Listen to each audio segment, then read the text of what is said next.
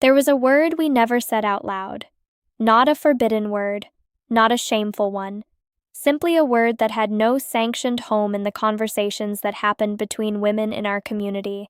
Not at the quilting gatherings, not in the careful mother-daughter talks the evening before a wedding, not in the slow, warm, tea and lamplight conversations that were supposed to prepare a young woman for the life ahead of her.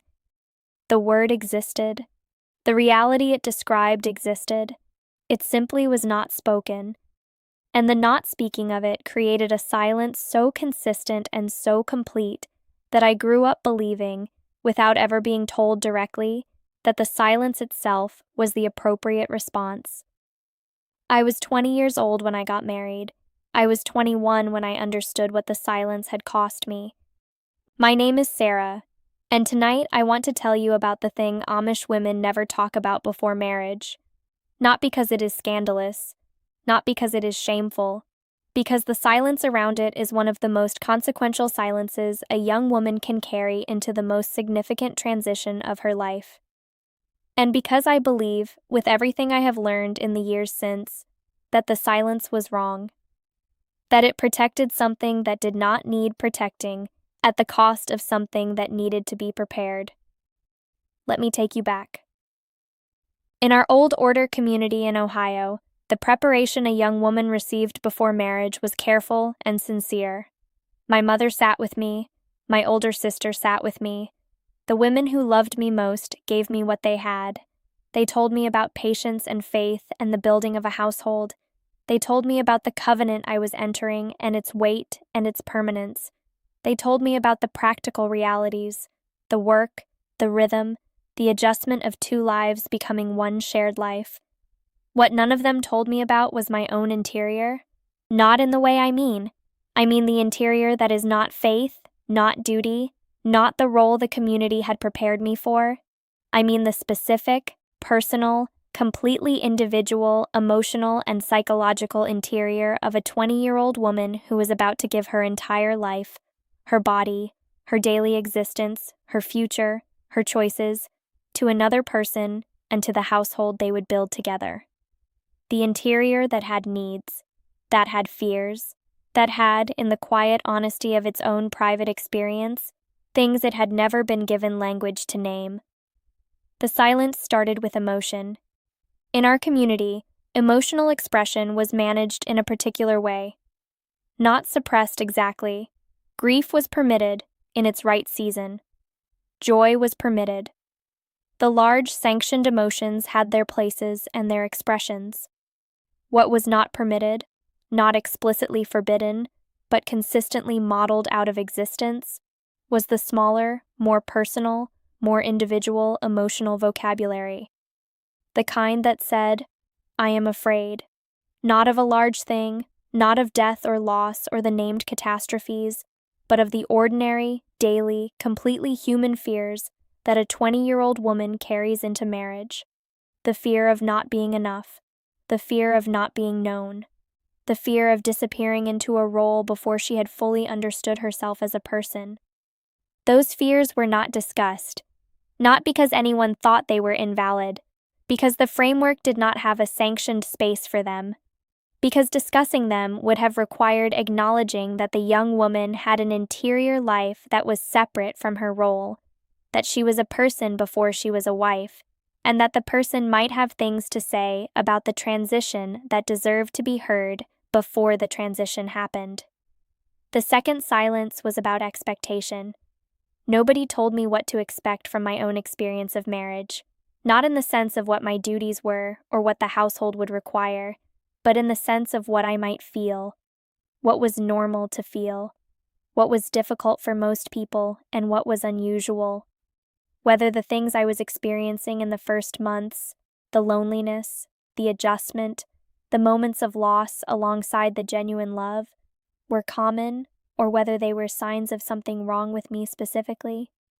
I had no frame of reference. The women around me spoke about their marriages in the language of faithfulness and contentment. The framework required that language. Complaint was Hochmut, pride, self-focus, the opposite of the yielded spirit. So the language available to me when I needed to describe the interior of my experience, was a language that did not include the words I actually needed. I could say I am grateful. I could say I am faithful. I could not say I am struggling in ways I did not expect, and I do not know whether that is normal, and I need someone to tell me honestly. The third silence, the deepest one, was about identity. Nobody told me, before I married, that the transition from daughter to wife would involve a kind of identity restructuring that was more significant than I had understood. That the self I had been for 20 years, the specific, personal, named self that existed inside my parents' household, that had its own history and its own relationships and its own accumulated ways of being in the world, would undergo a change so fundamental that I would spend years afterward trying to understand what had shifted and what had remained and who I was inside the new structure.